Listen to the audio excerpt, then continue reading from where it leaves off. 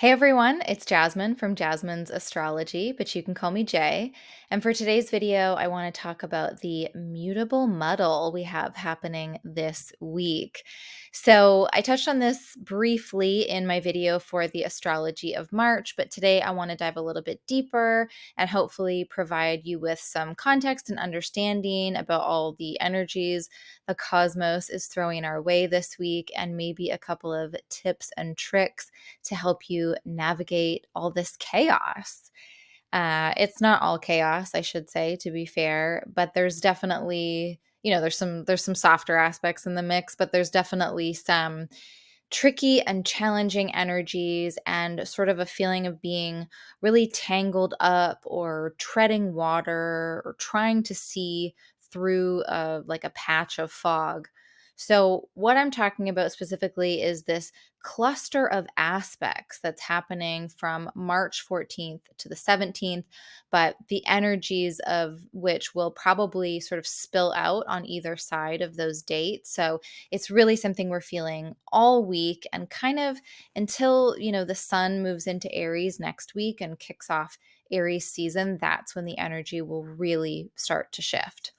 So, why mutable muddle? Well, the majority of these aspects are taking place in a mutable sign or between two mutable signs, or is at least has one planet involved that is in a mutable sign. And the mutable signs, what do I mean? So those are Gemini, Virgo, Sagittarius, and Pisces. Those are our mutable signs, and they represent the sort of transition between seasons. So for example, Pisces is, the time of year when we're not quite done with winter, but we're not quite ready for spring. We're in this sort of shifting, changeable, in flux kind of space. So, yeah, mutable signs are very changeable, adaptable, flexible. Variety is so key for a mutable sign. But it's also the kind of energy where we might be a little bit distracted. It's easier for us to go on tangents. And, this isn't a judgment on mutable energy or mutable sign placements. It's just the basic fact of the energy. It can just feel like a lot, depending on what we're doing on a given day and how much mutable energy is in the mix. Now, what's happening this week is that we're getting this like puddle of planets all meeting up in Pisces. We've got the sun, Mercury, and Neptune, and then, they're all interacting with one another. But then we've also got them squaring off with Mars over in Gemini, another mutable sign. And so it's really emphasizing the Pisces and Gemini parts of our chart and the relationship between those parts of the chart as well. And in a way, it does feel like a kind of a peak or a culmination or a final act in the Mars and Gemini transit, because by the end of this week, Mars will reach 26 degrees Gemini, a degree of Gemini it hasn't reached yet in this transit, and it's been there since August of 2022. So there is this sense of Mars reaching new territory, even if the new territory is only 4 degrees, like the remaining 4 degrees of Gemini, but new territory nonetheless. So yeah, kind of a final hurrah for Mars and Gemini. So back to the mutable metal. The overall energy is a little dreamy, it's a little hazy, maybe even a little rose colored glasses y. It's definitely foggy, it's definitely uncertain. The mix of water energy from Pisces and the heat that both the sun and Mars can bring makes me think of a muggy summer day. And I don't have much against a muggy summer day, but it doesn't really inspire a lot more than kicking your legs up, kicking your feet up, relaxing, taking it easy, waiting for that humidity to sort of relax a little bit. And when you do have to move around, when you do have to like exert energy in that kind of weather, it can be really draining. And it can even be really frustrating and aggravating because we get a little overheated. We're taxing our bodies a little bit too much. So I feel like this week is really a call to prioritize downtime, prioritize rest, definitely stay hydrated, and have a willingness to accept that Right now, we just don't have all the facts or all the resources that we need. Just not right now. So, because of that, if possible, I would highly recommend that you avoid scheduling any kind of really important meeting or appointment. There's just a slightly sort of Mercury retrograde-ish feel to the whole thing where the data and the details just aren't as clear as we'd like them to be. Or maybe there's some information that's missing that we just won't be able to fully obtain until the fog clears away. So it's just not an ideal time for decision making unless the decisions are pretty low stakes and it's just more about like what you're doing in the moment. But not great for signing any contracts, not great for making, big long-term commitments, especially when you're feeling the overwhelm that a lot of these transits have the potential to bring. And that overwhelm, I think, can sort of exacerbate the feeling of like needing to make the decision. But try to keep this in mind and then try to find like the wiggle room within making those commitments or within signing those contracts and see, if you can wait until next week, wait until Aries season when there's a bit more clarity in the air. And I mean, obviously, sometimes we don't have a choice about all of that stuff, right? Like sometimes we have to do the important things, even when the astro weather isn't playing nicely.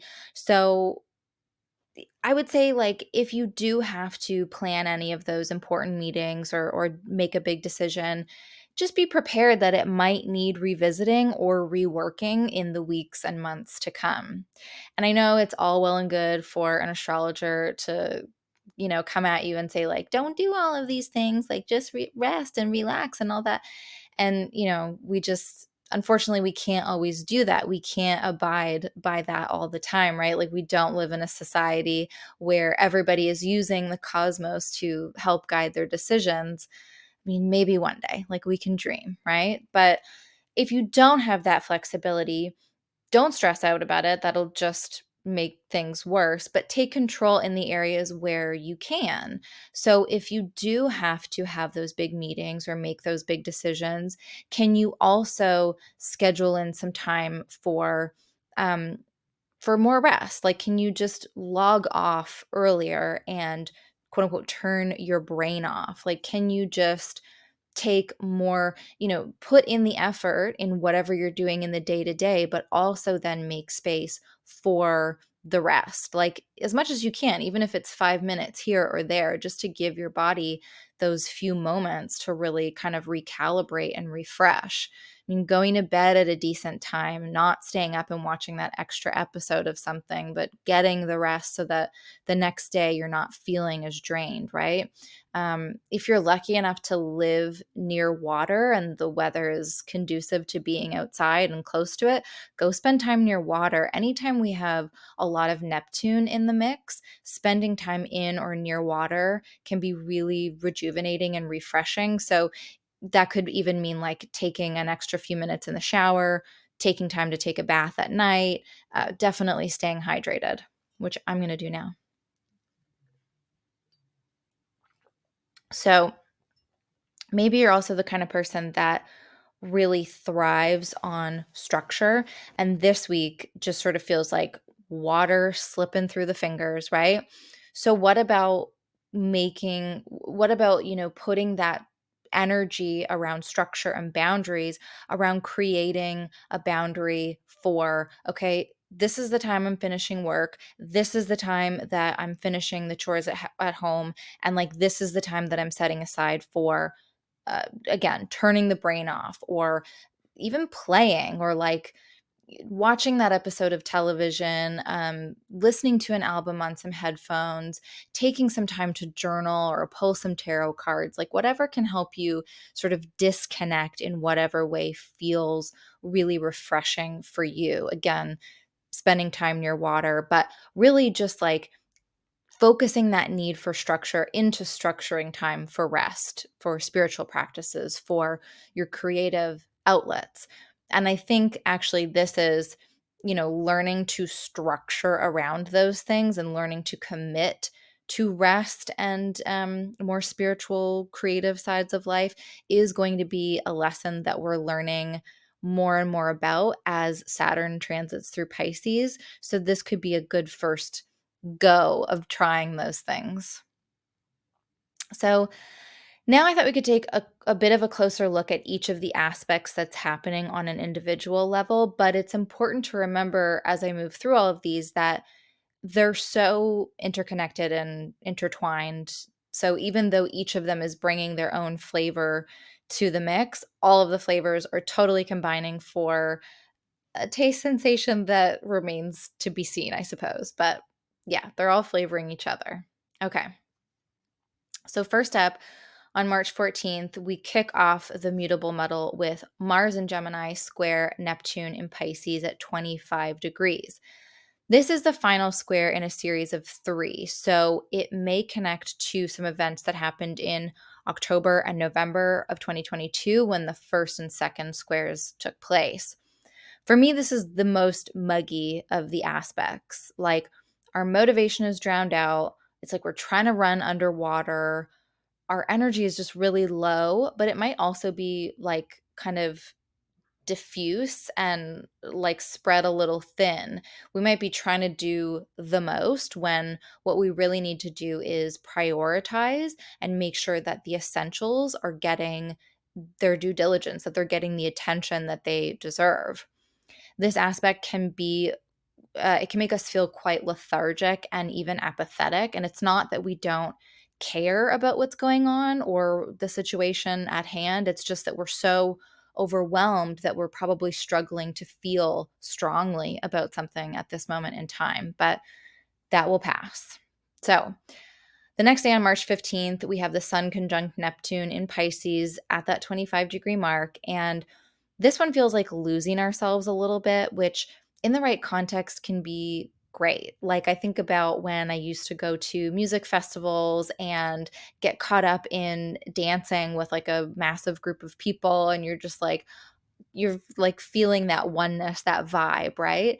But on a day-to-day level, the dissolving of those boundaries can look like becoming so entangled with another person or with a group sort of thinking that you end up sacrificing something important about yourself along the way, and in the process of that merging. So that can be helpful if you are looking to sort of soften any of your walls or boundaries or sort of ditch any behaviors that are no longer serving you. But you might also find yourself in a couple of days sort of coming out of a haze and being like, wait, why did I do that?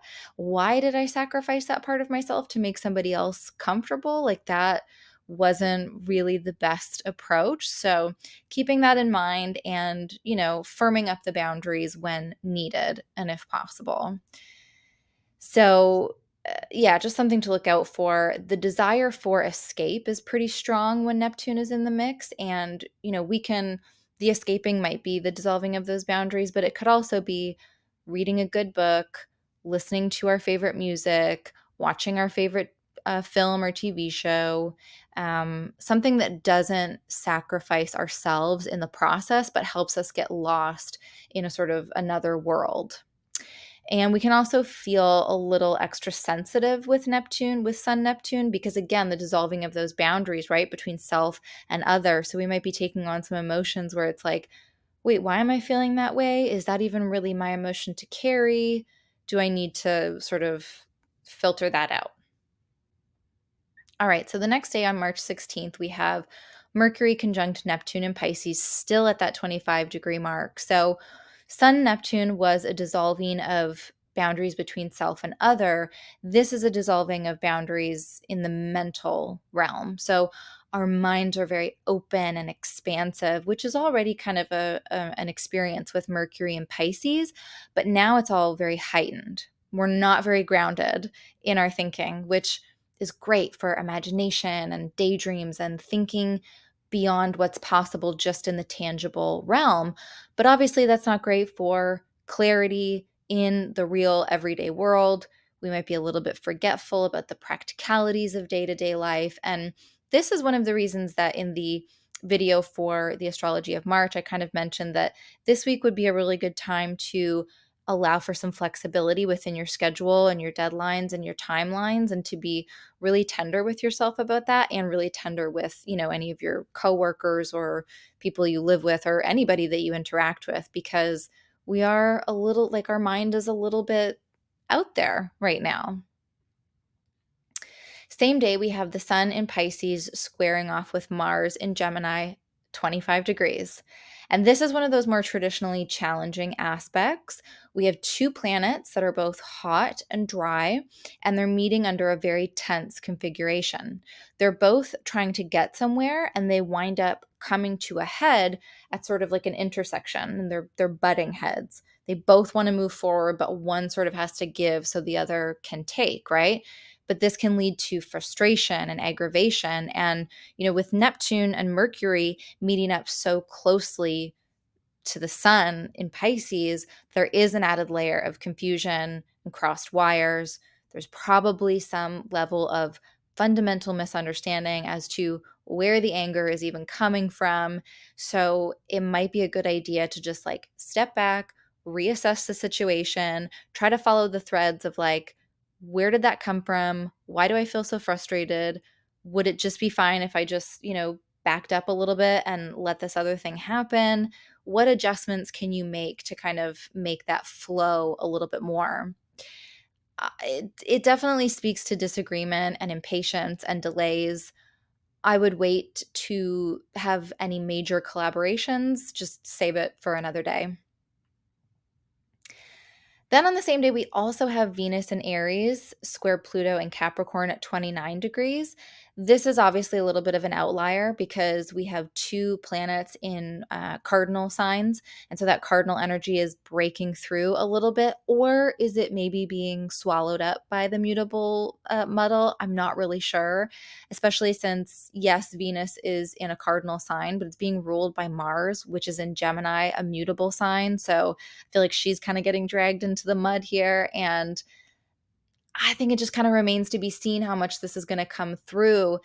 Mostly, I see it playing out as Venus square Pluto could really be about sort of relational power dynamics. And again, it's that square. So it's that same thing of like both planets wanting to move forward, but needing to adjust and adapt in order for that to happen, right? So again, collabs are for another day. The nice thing though is that on that same day, Venus will also move into Taurus and so separate away from that square with Pluto. And I'm going to talk more about Venus and Taurus in another video, but for now, I will say it is a really nice bit of stabilization. And because Venus is at home in Taurus. And so anytime a planet goes into a home sign, it just adds a steadiness and, like I said, a stabilization to the overall energy. So that is really nice to have amidst the muddle. And also maybe some added encouragement for us to just relax a little bit. Venus and Taurus is definitely a little luxurious in that way.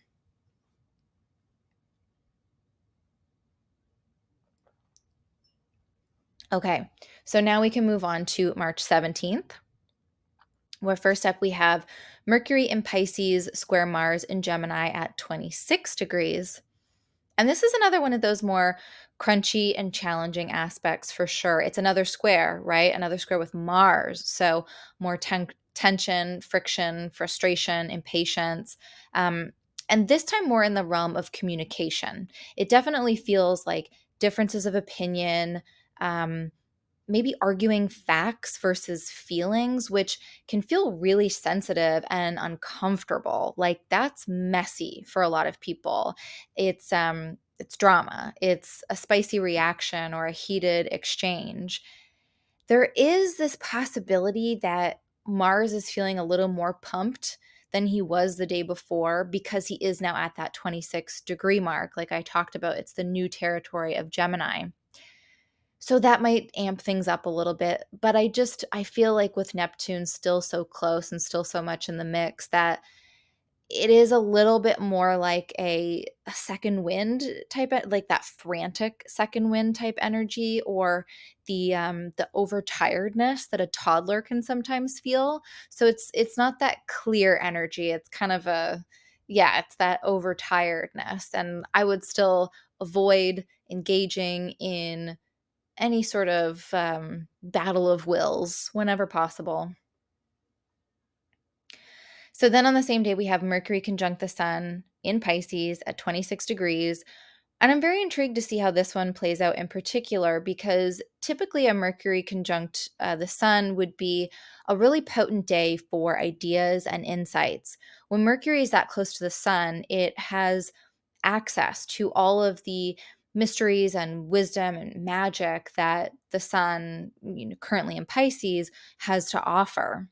I just don't know how strongly this will be able to come through amidst the muddle. Like, I think it might just require maybe more focus, more time spent being quiet to kind of listen in to those more subtle senses that are trying to come through, instead of like a very clear and obvious, oh my God, that's an idea, like breakthrough type of moment. I wonder if we'll feel something, and then we, get a little bit curious about that. And it's definitely a good day to keep a notebook handy or the notes app open on your phone or something, so that you can jot down any of those intuitive hits and insights that are coming through. And then, you know, don't act on them yet, but have them as a resource and a guide for a couple weeks from now when Mercury is in a better position, and you can go, oh yeah, okay, that one still really sounds good.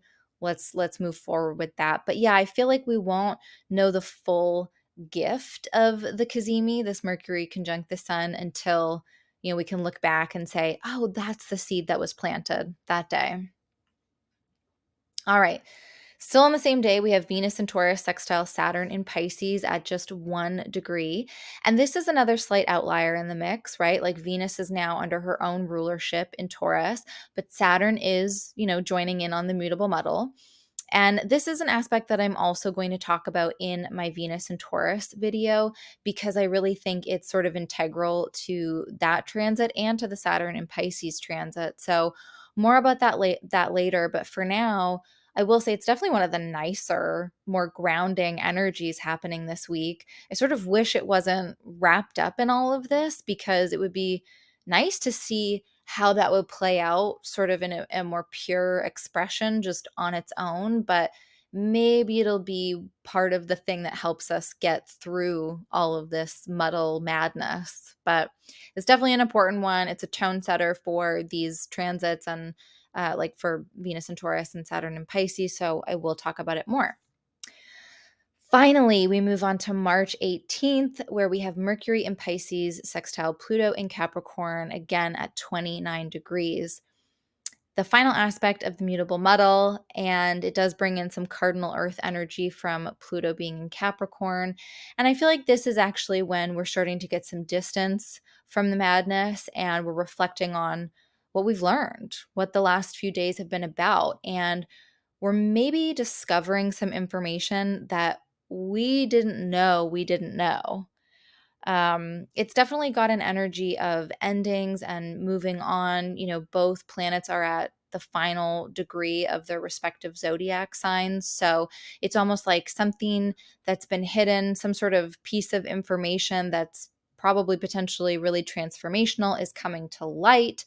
And that's helping us to overcome the current struggle. It could even be a struggle, something that we've been dealing with for, the past few years, maybe even since 2008 when Pluto first went into Capricorn, but certainly a helping aspect for, coming out of this muddle with a little bit more clarity. Now, one final thing to consider is that all of the planets in Pisces are being ruled by Jupiter in Aries, which is a very confident and bold and, kind of just like go for it placement. So I think that brings a lot of optimism to the mix. There's a lot of big picture, big visions, big dreams type of energy. And there is this ambition and desire to move forward towards something. It's just that this week we have to move forward like we're walking through water. We're not swimming through water. We are walking through water to get there. And under all of this mutable madness, our direction, our understanding of self, and the clarity of our ideas, it's not totally there. It's not totally formed. So I think this is an opportunity to take a beat and wait for all of that to really catch up with the ambition of Jupiter in Aries. And then we can move forward in a much more aligned and energized way. And clarity is coming. Like I mentioned with Venus moving into Taurus on the 16th, that's already providing some stability and some grounding. And Mercury will move into Aries on the 19th, just a day after all of the mutable muddle. And that's going to totally change our communication and our thinking processes. The sun is also going to move into Aries a day later on the 20th, and that's going to kick off the spring equinox. And that totally changes the pace of the cosmos and the pace in general. And then once Mars leaves Gemini at the end of the month on the 25th, the only planets left in mutable signs will be Neptune and Saturn in Pisces. And those are both longer haul transits, so the influence and impact is a little bit different than, this cluster of faster moving planets that we were just experiencing. So we really just have to kind of wait for this mugginess to pass and, then embrace the crisper air that's awaiting us on the other side. So hopefully this has given you a little bit of a better understanding as to all of the energies in the mix this week, and hopefully some tips on how to navigate them a little bit better. I would love to hear from you on how all of this played out. What aspects really made themselves known for you? Did you get that Mercury Cazimi blessing? Was Venus in Aries or in Taurus kind of helping to ground and stabilize things? Let me know in the comments. I would love to hear from you guys. And if you like this video, I would really appreciate a like and a subscribe. But either way, I just really appreciate you watching and checking it out. So hopefully we will meet again. But until then, I'll catch you in the cosmos.